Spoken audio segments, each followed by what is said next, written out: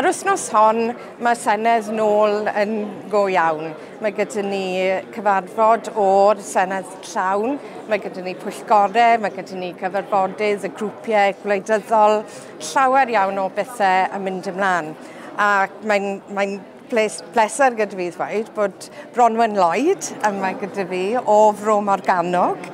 O le yn Fro Morgannwg? Dwi'n byw yn Sain Nicolas. Ie. Mae'n hyfryd yna.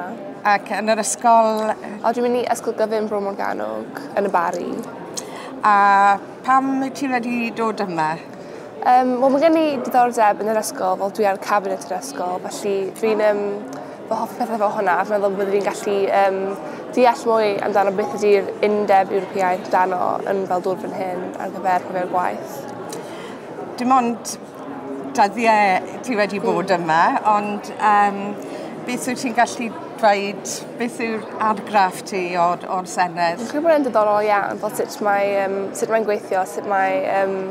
Fi'n credu i fi y peth oedd mwyaf diddorol oedd fel sut mae'r cyfieithu yn digwydd, efo'r cyfarfod gyda'r trafodiadau, fel sut maen nhw'n cyfieithu popeth fel trwy'r booth. Fi'n credu oedd hwnna'n... Achos ti'n gweld hwnna weithiau yn Cymru gyda'r Senedd fyna, ond fi'n credu ar fel raddfa llawer fwy, roedd yn diddorol iawn.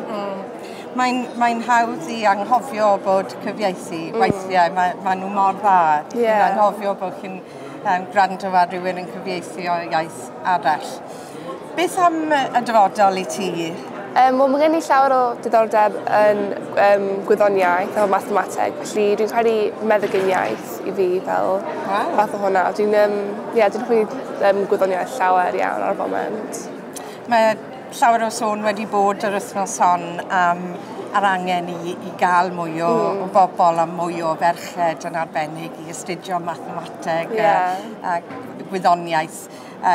Felly, ti wedi dewis rhywbeth sy'n mynd i fod yn cynnig gyrfa llwyddiannus i ti a rhywbeth sydd o diddordeb i ti.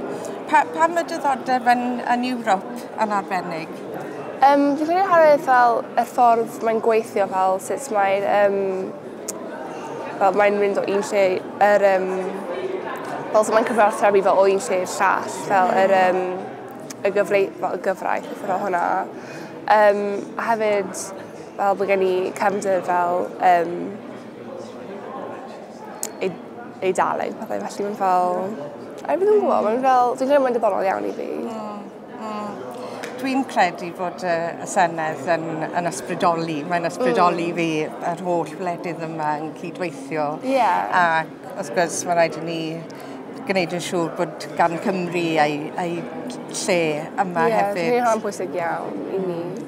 Wel, diolch yn fawr am ddod yma ar wythnos, amser byr, ond dwi'n siŵr bod ni'n mynd i weld ti yn y dyfodol. Diolch.